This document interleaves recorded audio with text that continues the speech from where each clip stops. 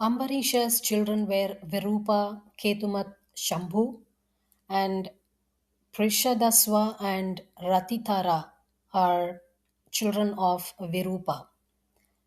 Ratitara had no children. At his request, Rishi Angiras produced certain sons by his wife. They were known both as Ratitaras and Angirasas. Durvasa had cursed Indra, and Indra lost all power. But after the great churning, times were changed. The divine law favored the Devas and the worshippers of Vishnu. Those who assumed power independently of Vishnu were sure to find disappointment, however eminent their position might be. Ikshvaku, Skanda 9, chapters 6 to 13. Ikshvaku was born out of the nostrils of Manu when sneezing. He had 100 sons. Vikukshi, Nimi, and Dandaka were the eldest born. 25 of them ruled on the east of Aryavarta, 25 on the west, and 25 in the middle. The others ruled elsewhere. For the performance of Ashtaka Shraddha, Ikshvaku once ordered Vikukshi to get some good flesh. Vikukshi had a bag full of good game. But he was hungry and ate one rabbit out of his store. Vasishta found fault with this, and Ikshvaku had to reject the whole of the game. The king became angry at this, and he expelled his son from the kingdom.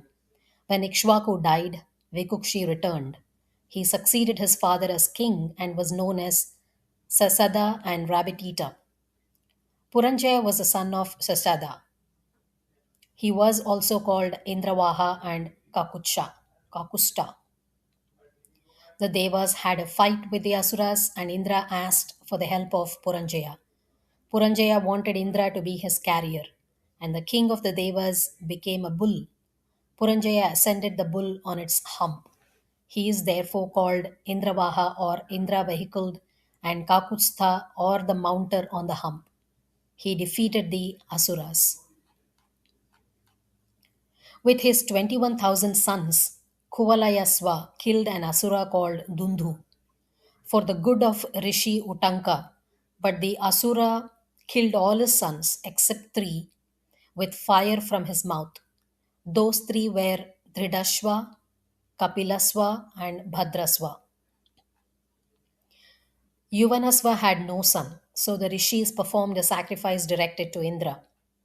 One night, Yuvanasva became very thirsty and entered the yajna house. He found all the rishis sleeping at the time. He thought it improper to rouse the rishis and drank whatever water he found near at hand. By chance, that happened to be the consecrated water with the power of producing a sun. When the rishis rose up, they did not find the water. On inquiry, when they knew what had happened, everyone wondered what the outcome would be. In time, the king brought forth a son from his right side. The little thing cried out for milk. Indra said, "Do not weep, child. You shall drink wine." So saying, he offered the child his forefinger. From this, the child was called Mandhata. Yuvanasva, by the blessing of the rishis, did not meet with death at delivery.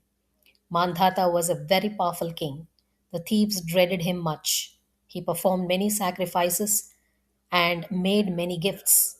He married Indumati, daughter of Shashabindu. He had three sons, Purukutsa, Ambarisha, and the yogin Muchukunda. He had also 50 daughters. Rishi Saubhari made tapas in the waters of Yamuna. One day, he saw the pairing of a couple of fish and became excited. He requested King Mandata to give him one daughter in marriage. The king said, "By Swayamvara, you may get my daughter." That is, the girl must choose her own husband from amongst a number of men offering themselves as husbands. The rishi thought, because he was old and decrepit, therefore the king wanted to put him off. So Shaubhari, by yogic powers, became young and beautiful. All the 50 daughters then accepted him for their husband. The rishi prepared for himself all the enjoyments of life and passed his days in company with his 50 wives.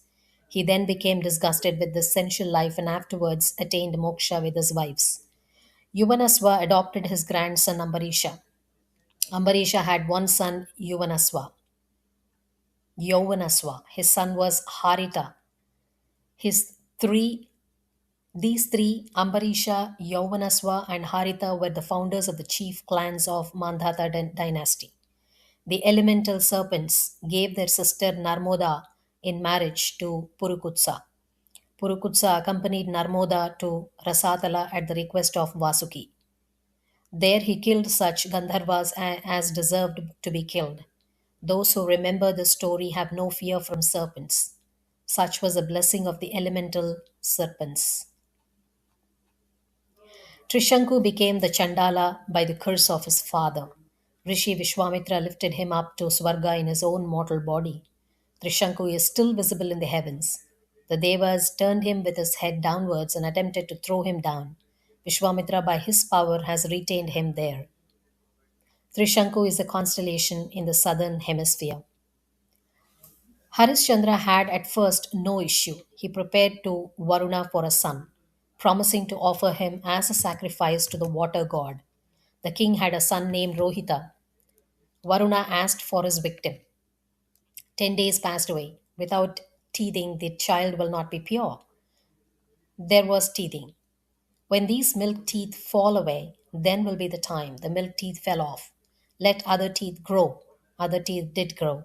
But he is a Kshatriya boy. He can be pure only when he is fit to put his armor on.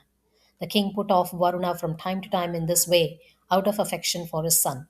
Rohita came to know of his father's promise. To save himself, he took a bow and went to the forest.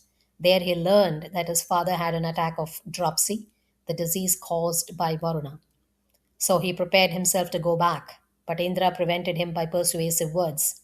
He was put back from year to year by Indra till his 6th year. He then made his way to the king. He purchased from Ajigartha his second son, Sunasepa. He saluted his father and offered the child. King Harishchandra appeased Varuna by human sacrifice and got rid of his dropsy. In that sacrifice, Vishwamitra was a Hota, Jamadagni was the Adhvaryu, Vasishta Brahma and Ayasya was the Udgata.